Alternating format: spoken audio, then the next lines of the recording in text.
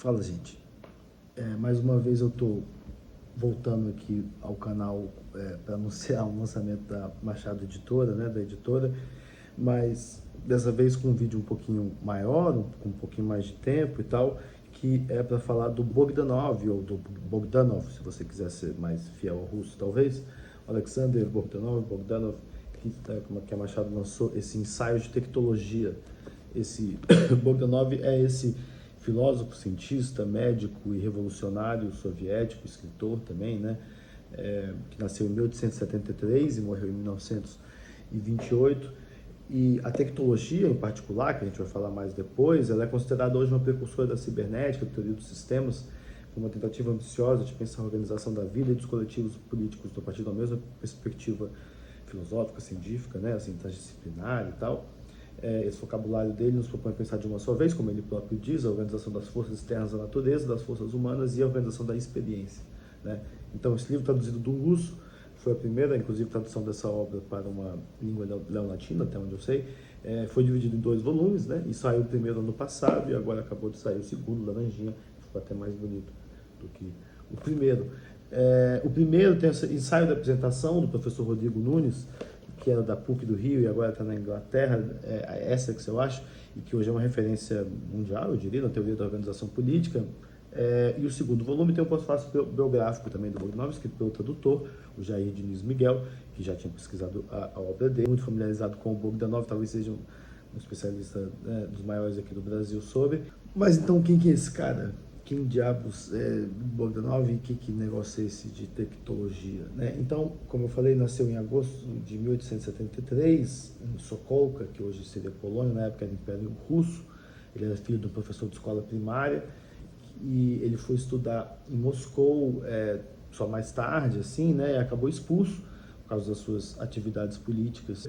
Depois ele formou-se como médico, escreveu no final do século um manual importante de economia política que se tornou assim, referência e tal, que o Lenin, por exemplo, achava que era o melhor daquele tipo assim, de manual. No início do século, o Bogdanov se junta aos bolcheviques, né, dentro da situação lá de movimentação política, né, da agitação na Rússia ainda imperial. Ele acabou preso na Revolução Fracassada de 1905 e é exilado, né? E aí se junta a Lenin e aos outros bolcheviques na Finlândia, e lá ele vai se tornando de fato uma liderança importante, né? Para muitos seria talvez o mais importante depois do Lenin e tal, nessa época. E é nessa época também que ele publica uma grande obra muito ambiciosa, né? Filosófica, assim, científica em alguma medida, em 3 volumes, chamado Império Humanismo, né? E nessa obra ele tenta fundir o materialismo marxista com o que seria o empiriocriticismo, né, do pensamento do físico e filósofo da ciência Ernst Mach, que, enfim, na verdade, fundado ainda antes pelo filósofo empirista e positivista Richard Avenarius, mas mais associado depois com Mach, né, e Mach é uma figura muito influente na ciência da época, mas isso não caía muito bem ali para os marxistas mais ortodoxos, né, que tinham uma visão mais fechada do materialismo dialético e tudo mais. A Mackenzie Wark, no livro dela Vermelho Molecular, que eu vou mencionar depois, que fala sobre Bogdanov, diz que esse empiriocriticismo do Ernst Mach tentava fundir o sujeito e o objeto dentro da categoria da sensação, né? E que seria, Bogdanov partiria disso para tentar conectar essa noção profunda de sensação ao trabalho e à experiência social e coletiva, que é algo, né, essa tentativa de trazer o ponto de vista do trabalho para dentro do pensamento, da filosofia, uma coisa que a gente vai ver que acompanha a carreira toda do Bogdanov.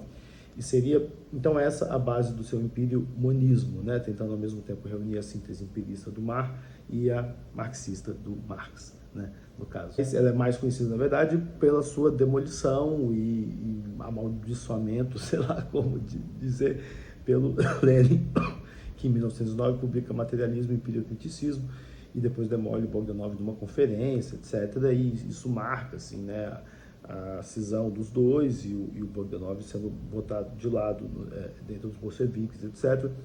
E, na verdade, é assim que ele aparece em muita livro de história, ou quer dizer, né, resumo, assim, digamos, da história do marxismo, da Revolução Russa. O Bogdanov muitas vezes é essa nota de rodapé em relação ao Lenin e a essa cisão específica dos dois, etc.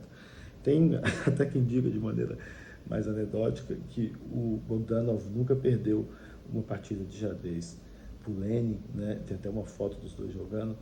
Os dois, na verdade, foram, né, parceiros e tal, algum tempo se admiravam muito, mas talvez houvesse ali uma rivalidade também, enfim. Mas então o Bogdanov atua como médico na Primeira Guerra Mundial, não participa diretamente da Revolução, embora, né, escreva os textos, umas coisas assim, e é durante esse período de tensão ali entre 1912 e 1917 que ele primeiro publica a Tectologia, né, em vários volumes, né, esse aqui que a gente publicou é o Ensaio de Tectologia, que é uma versão menor posterior, a versão maior chama Tectologia e saiu em 3 volumes, se não me engano. Depois da Revolução, o Bogdanov se torna professor em Moscou e em 1918 ele ajuda a fundar o Prolet Kult, que até hoje é uma das coisas mais notáveis associadas ao nome dele, né? O Prolet Kult é esse movimento, uma espécie de federação de grupos culturais, de artistas de vanguarda, de oficinas, né? Que tentavam criar essa nova cultura proletária, essa nova arte proletária, que, né, alguns teóricos e outros pensadores ajudaram a tentar formular ali, junto com o Bogdanov na época. E o Prolet Kult tinha vários braços, né, desde instituições para fomento de literatura, de teatro, outras formas de arte, estúdios, oficinas, né, onde artistas podiam colaborar e aprender juntos. Tinha esse aspecto, enfim, colaborativo e de participação, obviamente, dentro dessa noção, né, da construção de uma cultura revolucionária proletária, etc.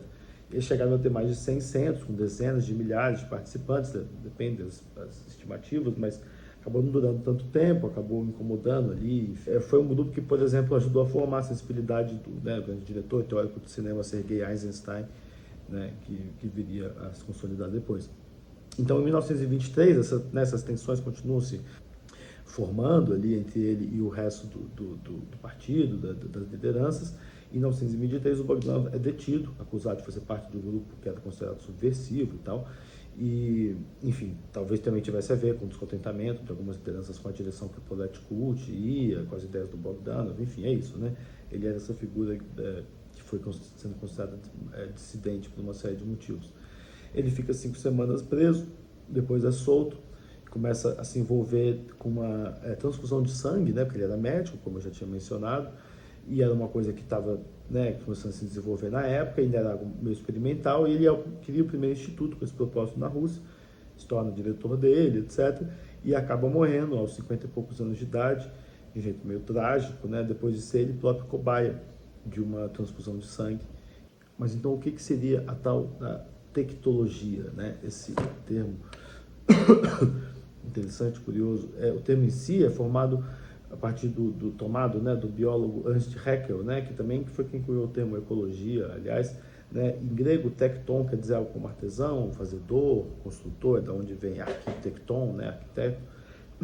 Então, mas então essa ideia de construção e de feitura, né, digamos assim, mas um ponto de partida básico, então, né, digamos que da tectologia como um todo, é essa ideia de que tudo é organizado, né, em alguma medida, né? A completa desorganização é um conceito sem sentido, né? Isso é uma citação direta. Na realidade, é o mesmo que o não ser, né, para o Bogdanov.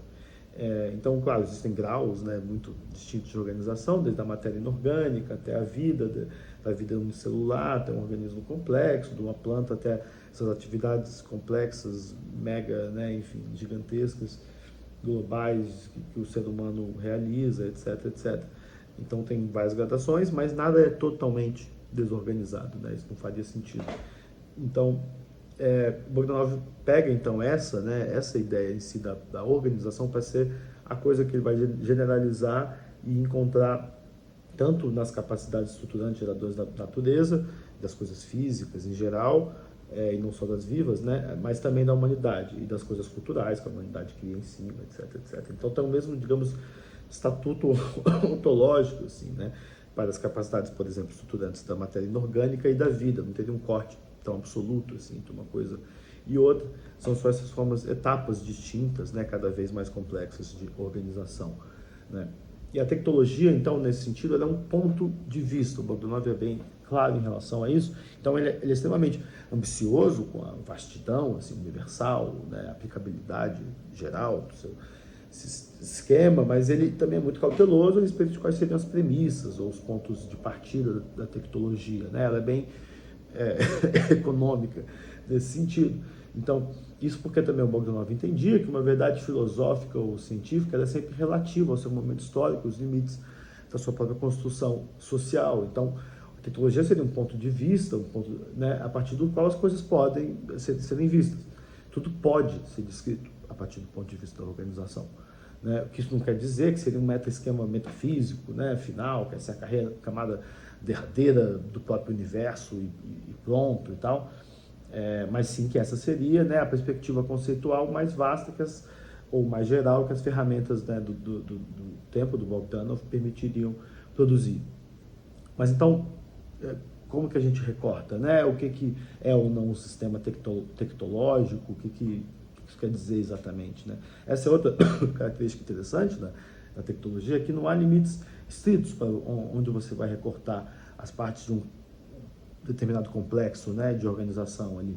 Ele é um esquema muito sensível à escala e ao contexto nesse sentido, então você recorta um sistema contra o meio ambiente, a partir de um ambiente, mas aquilo que é um sistema, aquilo que é o seu ambiente, é algo que não está fixo de antemão pelo conceito e é algo que você vai determinar caso a caso, digamos assim, né, de acordo com o recorte. Para a gente entender melhor, então, o que faz essa própria ideia da organização, né, a gente precisa entender a ideia de metáfora organizacional que o Bogdanov tem, porque o Bogdanov acreditava desde antes de chegar na tecnologia, né, que a estrutura da sociedade determinava as suas formas de conhecimento, que é uma ideia essencialmente marxista, né, partindo da própria formulação do Marx, de que o ser social determina as estruturas, as formas da consciência, né? Então, o Bogdanov propõe que a sociedade ela sempre só é capaz de entender as coisas a partir das suas relações de trabalho, dos instrumentos que ela tem disponíveis, né? Então, ele chama de sociomorfismo, essa conexão entre as formas de trabalho da sociedade e suas formas de conhecimento, a forma social e a concepção do mundo, né? Ele explora isso com mais profundidade num livro que chama Filosofia da Experiência Vivida, onde ele expõe mais diretamente os limites históricos sociais do pensamento desde a filosofia clássica até o materialismo do tempo dele, né? E para ele, então, por exemplo, o pensamento clássico não conseguiria escapar jamais do seu fundo escravista, né? Estaria sempre como um limite ali, assim como o pensamento moderno não consegue escapar do individualismo, né? que o constitui. E mais do que isso, até, né? As máquinas do início da modernidade levam ao mecanicismo do pensamento, a máquina a vapor leva às ideias da termodinâmica. Então, nós sempre pensamos a partir das nossas relações sociais e a partir das nossas ferramentas, que são cristalizações de trabalho coletivo. Então, também são uma forma de, né, socialidade também, digamos assim. Então, o Marx teria sido responsável por introduzir o trabalho na produção conceitual, mas o Bogdanov entende que ainda seria necessária toda uma refundação da cultura e do conhecimento a partir do ponto de vista do trabalho e que isso não havia ainda, né, sido realizado, não havia sido feito ainda. Então é isso que ele estava tentando fazer, ou começar a fazer, mas de uma maneira que também transforma, né, profundamente as próprias bases conceituais do marxismo, porque dentro da perspectiva marxista, ele está de alguma maneira trocando aquela centralidade fundacional da noção de produção e de trabalho por esse mais geral de organização. Então o retrato marxista da sociedade humana, das relações de classe, continua basicamente o mesmo, aparentemente, mas para Bogdanov o trabalho humano é um caso dessa atividade mais geral chamada organização e mesmo a dialética, né, que seria ainda o fundamento, né, derradeiro ali da coisa, a partir do Hegel, mas também tomado pelo Marx para o materialismo dialético, né, e pelo Engels. Mesmo a dialética seria apenas um processo particular de organização, um tipo particular de organização, enquanto, né, tanto o empirio-humanismo e a tecnologia dele seria uma busca pelas todas as formas possíveis de organização e pelas formas mais gerais de organização, digamos assim, né. O Bogdanov, então, dá uma importância grande para a noção de metáfora, né, e de substituição. Cada período, né, ou cada sociedade teria determinadas metáforas organizacionais que seriam dominantes para estruturar o pensamento e a sensibilidade como um todo. E essa ideia de transferência analógica, de substituição, que a gente encontra na metáfora, são importantes porque o conhecimento para o Bogdanov, de maneira geral, funciona essencialmente assim, fazendo essas transferências por analogia de um campo para o outro, né? A gente só seria capaz de entender as coisas assim. Então, se ele entende que as relações sociais estão expressas nos conceitos que uma sociedade produz, isso se dá porque a gente só sabe produzir conhecimento por meio dessas transferências entre os campos distintos da nossa experiência. Então a própria tectologia também só é possível porque existiriam esses padrões, essas homologias estruturais possíveis entre campos muito distintos, né? Um dos vários exemplos que ele dá para isso são, em mais de um texto, inclusive, são dos fenômenos ondulatórios rítmicos, né, distintos que a gente encontra tanto na natureza quanto na sociedade. Mas então, com essa epistemologia fundada na substituição, na transferência, né, o que a gente pode dizer então que funciona o próprio materialismo para o Bogdanov? Enfim, é uma questão grande, ele fala bastante da noção dele histórica do materialismo, mas dá para a gente me falando que ele está longe, né, daquela ideia já do materialismo como uma espécie de tijolinho, né, da realidade. O próprio atomismo, ele entende que descreveria mais a nossa estrutura cognitiva, né, e o momento particular histórico de compreensão do que um quadro derradeiro da realidade, digamos assim. Então, o materialismo do Bogdanov se centra numa compreensão da matéria que é ligada totalmente à ideia de resistência. A matéria é aquilo que resiste à nossa ação. Por isso, ele chama os elementos de qualquer organização, dentro da tectologia, quando analisados, né, por esse ponto de vista, de atividades resistência. Enfim, então, os elementos mais básicos da análise para a tectologia são essas, atividades resistência e as várias combinações possíveis, né, que viram complexos organizados, ou desorganizados, ou neutros, e ele descreve vários mecanismos possíveis, básicos de formação, né, desses complexos, etc. Eu não vou passar por todo o vocabulário dele aqui, que é meio complicado, mas eu queria só passar rapidamente as ideias de egressão, de degressão e de seleção. Né? A egressão e a degressão, que são palavras um pouco mais estranhas, digamos assim, elas não são opostas, como pode parecer só pelas palavras, né? Mas a egressão seria essa relação que um centro organizador tem com aquilo que organiza, como o Sol tem em relação aos outros planetas, por exemplo, ou a mãe tem em relação à vida que ela está gerando ali e tal, e a sociedade humana como um todo forma uma espécie de cadeia egressiva em relação à natureza que a gente está tentando organizar. Ele diria algo como vencer, dominar, eu prefiro não usar necessariamente esses termos, mas e a degressão, que vem da ideia de descida, né, mas sem a mesma conotação negativa, seria uma ideia um pouco mais sutil, que descreve a formação de esqueletos, de ferramentas, de conceitos, uma espécie de sedimentação, de consolidação, concentração formal que se estabiliza de uma forma fixa. E que a degressão, ela explica tanto a formação dos nossos próprios esqueletos, quanto estruturas externas, roupas, habitações, palavras, ideias, instituições sociais, etc. Ou seja, essas estruturas esqueléticas fornecem uma rigidez, uma proteção para as camadas dos sistemas que são mais plásticos e que são mais frágeis também, que elas protegem e cujo crescimento também ajuda a conter em alguma medida. Então, a egressão de um líder carismático numa comunidade com o tempo pode se tornar, até depois que ele morre, a degressão de determinadas normas que foram repassadas por ele, que ficam lá instituídas dentro da cultura. Ele usa então esses termos para justamente tentar descrever as diferentes formas com que diferentes maneiras com que formas podem ganhar rigidez e plasticidade ao longo do tempo, e inclusive formas sociais, né, que esse é o foco, na verdade. E a ideia também de seleção é muito importante para o Bogdanov, onde ele pega basicamente a ideia da biologia, do Darwin, enfim, da seleção natural, né? Ele pega essa ideia para generalizar e falar também não só de formas de vida, mas das formas sociais, das ferramentas, de outras criações humanas, ou seja, para gerações de formas e de estruturas de uma maneira geral, e como o ambiente vai selecionando, né, progressivamente, são as formas que vão se adequar melhor aos ambientes diversos, né?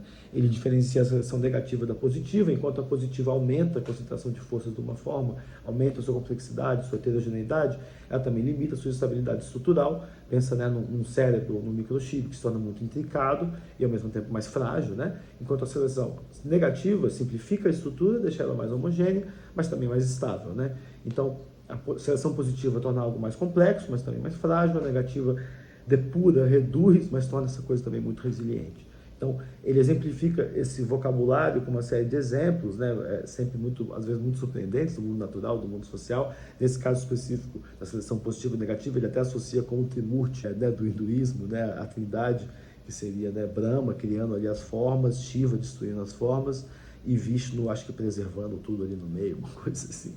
Ele chama isso da tectologia popular, ingênua ainda, né, da mitologia, etc. Mas, enfim, para entender todos esses detalhes e nuances, e ainda as noções de crise, de ingressão, de desingressão, etc., eu recomendo ler, de fato, os livros, que são muito interessantes.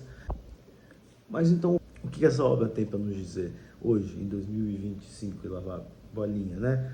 Como eu falei no início, a tecnologia ela pode ser considerada uma precursora de coisas como teoria dos sistemas, da cibernética, o que em si tem uma dimensão muito interessante, né? Essa noção muito sofisticada que o Bogdanov tinha da relação entre sistema e ambiente e de como, né, da fluidez disso, assim como de noções como equilíbrio estável e fluido, etc., equilíbrio dinâmico, desculpa, se parece muito com ideias que se tornaram lugar comum depois em várias disciplinas, né, décadas depois, e dá inclusive para argumentar que a tecnologia, na verdade, é uma base teórica mais interessante, pelo menos em certos sentidos, né, do que as teorias do Ludwig Bertalanffy ou do Norbert Wiener da cibernética, né? A pensadora e escritora australiana Mackenzie Wark, que também faz teoria de mídia, teoria dos meios, né, famosa por seu manifesto hacker, escreveu esse livro em 2015, Vermelho Molecular, Molecular Red, que até onde eu sei, aliás, vai sair pela sua influência, mas não sei quando vai sair, tentando recuperar e produzir teoria social, pensando nos desafios do antropoceno em particular, né? O que é o antropoceno, essa palavra meio boca cheia, né? Acho que eu já falei aqui no canal, no vídeo lá sobre Gaia, não sei o que essa era geológica definida pela intervenção do ser humano nas condições do sistema Terra, no clima da Terra. Isso porque a Wark entende que o Bogdanov era, acima de tudo, um autor que pensava no ser humano como um ser que era construtor de mundos, né? Um pensador que lidava de maneira otimista com essa capacidade construtiva que a nossa espécie tem.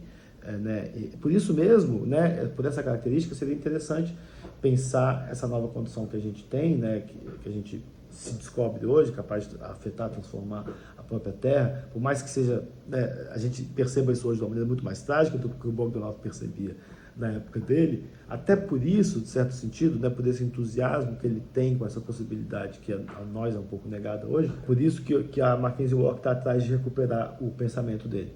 Então, a Wark pega não só a tecnologia, mas a obra filosófica como um todo, do Bogdanov, a coisa também o movimento com o Prolet Cult, etc. E, inclusive a ficção científica do Bogdanov, que eu não tinha mencionado ainda direito, mas o romance Estrela Vermelha, né, que se passa em Marte,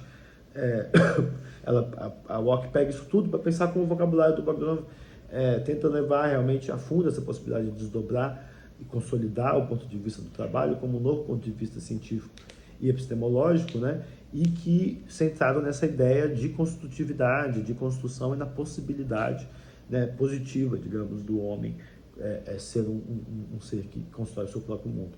Então, como escreve a Wark, né, citando aqui no livro, a tecnologia foi criada como uma prática de design para organizar a organização, concebida sob condições muito reais de escassez e de desorganização, sem nenhuma ilusão que um futuro harmonioso e róseo estava pela frente. O antropoceno faz de Bogdanov nosso contemporâneo e faz a tecnologia merecer uma atenção mais próxima. Um outro filósofo, pensador que está tentando recuperar o Bogdanov para pensar o presente, né? Não só o antropoceno, mas também a teoria da organização política como um todo, é o Rodrigo Nunes, o brasileiro Rodrigo Nunes, que eu já mencionei, que escreveu a introdução para o primeiro volume, né? E que também escreveu esse livro nem vertical nem horizontal, que foi também publicado em inglês, onde ele usa ideias do Bogdanov para estruturar suas próprias noções mais ecológicas, digamos assim, da organização, né? E nesse ensaio que ele escreveu aqui, ele pensa, né? Ele propõe que o Bogdanov pode ajudar a gente a criar uma esquerda que tenha mais esse modelo como modelo organizador do que aquele voluntarismo moral do tipo mais messiânico, né? Daquela figura mais heróica, revolucionária, que no momento talvez não se adeque tanto. Rodrigo recupera esse vocabulário do Bogdanov, onde a organização política é essa espécie de luta contra a entropia, contra essas forças amorais de desorganização, né? E que ele acha que seria mais interessante do que aquele vocabulário sempre moral, né? Onde a gente tá fazendo essa disputa do bem e do mal e que vai vencer de uma maneira definitiva, de uma vez por todas, enquanto o Bogdanov reconhece mais que, né, a gente nunca termina essa luta da organização contra a desorganização, isso está sempre né, de alguma maneira acontecendo e nunca vai deixar de acontecer, né? Ainda por último tem esse artigo um pouco comprido do Gabriel Tupinambá sobre a tecnologia como uma teoria da composição entre perspectivas diversas, né? E do que ele está falando exatamente, né? Tem esse problema que é bastante discutido hoje, na verdade, em discussões teóricas sobre a crise climática, não só aqui no Brasil, mas bastante aqui no Rio de Janeiro em particular, como a gente faz para colocar em jogo diferentes cosmovisões, porque é claro que a gente precisa de relatório científico, de discurso científico, de gráficos, tudo isso para combater a crise climática, mas a gente precisa também acolher a voz e a participação de diversas vozes que estão aterradas ao chão, desde lideranças campesinas, a povos originários, e que não vão necessariamente usar aqueles vocabulários, etc. Né? Então, ao tentar trazer todas essas vozes para jogo, numa espécie de mesa democrática de mixagem impossível, assim, a gente fatalmente encontra uma série de dificuldades de tradução entre essas cosmologias, né, essas visões de mundo. Nunca tem como superar totalmente esse abismo da diferença, da equivocação, para falar como o Eduardo Viveiros. Várias pessoas já escreveram coisas muito interessantes como isso, o antropólogo Mário de Almeida, o Patrício Maniglier, no segundo volume do Mil Nomes de Gaia, onde ele propõe que a própria Terra, né, funciona esse campo comum de ressonância entre as diferentes perspectivas, mas o que o Gabriel Tupinambá propõe nesse texto é que a tecnologia do Bogdanov poderia oferecer uma maneira interessante de lidar com esse problema, que é que se a gente pensa nas próprias organizações a partir das suas formas concretas de composição, da maneira como elas tocam com o ambiente, o que essas trocas permitem que elas conheçam efetivamente, isso pode ajudar a descrever melhor as possibilidades reais de interação que existem entre grupos diferentes, inclusive de diferentes cosmovisões. Enfim, é isso. Então, leiam o nosso querido Bogdanov, criam grupos de estudos tecnológicos aí pelas pradarias e as savanas desse país amaldiçoado nosso. Vamos criar uma primavera bogdanoviana surpresa aí que ninguém está esperando. Centros de arte proletária no coração do Ceará, estúdios de radiofusão tecnológica nas próprias entranhas da soja do Mato Grosso. Vamos conectar a ingressão universal da tecnologia do Bogdanov com a transdução transindividual da tecnicidade do Simondon, Izaz e tal. E se vocês lerem e gostarem muito e divulgarem, fizerem grupo de estudo, circuito do Bogdanov no Brasil, a gente até lança mais coisas dele e tal. Enfim, já falei demais. Tá quente pra burra, a cachorra tá reclamando que eu fechei a varanda. Então valeu. Isso aí. É nóis. A vitória do ecossocialismo vai chegar. Mas não. Sim, última coisa. Um salve para a Maria, que me chegou no show do Stereolab e falou: faz mais vídeo no seu canal. Eu realmente não ia fazer esse vídeo, mas aí ela falou isso. Então, se você me ver na rua, pode pedir que eu faça mais um vídeo pro canal. Cada um que me vê na rua, eu faço um.